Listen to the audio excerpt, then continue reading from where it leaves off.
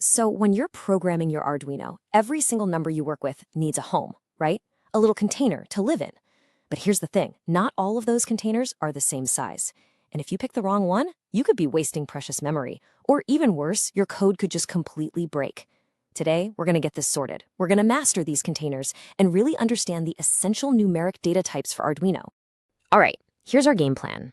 We'll start with the big question, why does this even matter? Then we'll dive into the different tools we have for whole numbers, both big and small. We'll even look at a cool trick to double our storage for positive numbers, figure out how to handle decimals, and then wrap it all up with a simple guide for picking the perfect tool for any job. Okay, first things first. Before we can even think about storing a number, we have to tell the Arduino what kind of number it's about to receive. And that, right there, is where data types come into play. Just think of a data type like a label you put on a storage box. It's you telling the microcontroller, hey, this box is for small whole numbers.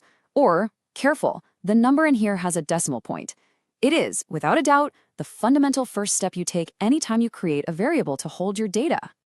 Now, let's open up our programming toolbox and grab the tool you're going to be reaching for most of the time.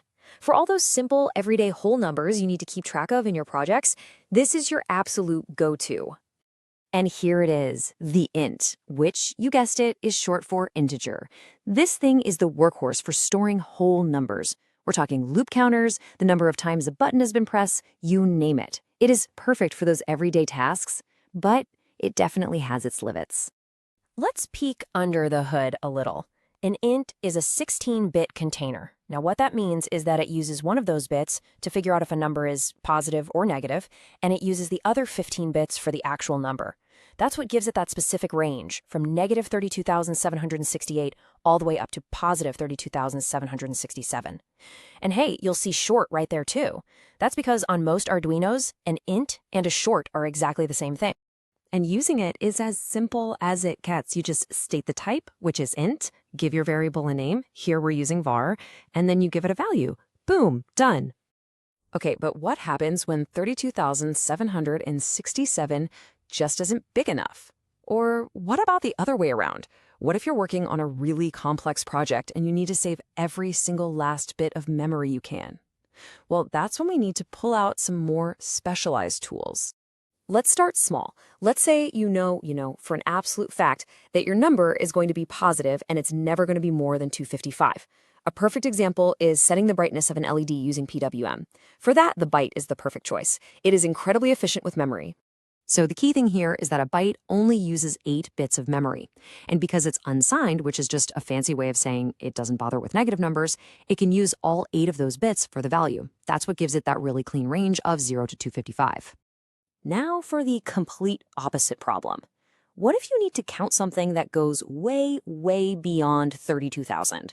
I'm talking about something like the number of milliseconds your Arduino has been running. For a number that big, we are going to need a much bigger container. And that bigger container is called the long. Instead of the 16 bits we got with an int, the long gives us a whopping 32 bits to play with. And as you can imagine, that massively expands how big of a number we can store. I mean, just look at that number. That's over 2 billion. So by making that simple upgrade from an int to a long, you can now store these gigantic values, both positive and negative, and you never have to worry about your numbers overflowing the container again. So we know that types like int and long have to set aside one of their bits just to keep track of whether the number is positive or negative.